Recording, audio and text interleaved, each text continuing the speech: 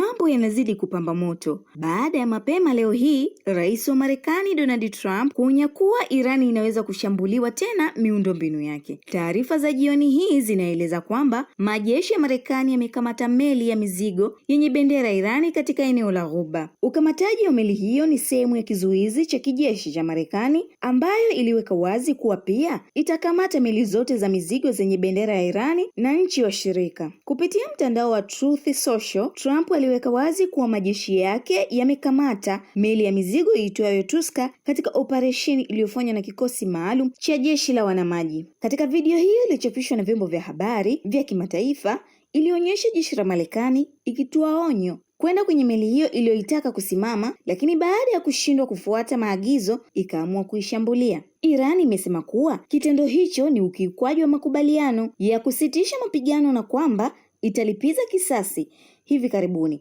kwa kile ilichokiita ni kitendo cha uharamia wa kijeshi. Aisha Chaz, Tifu TV.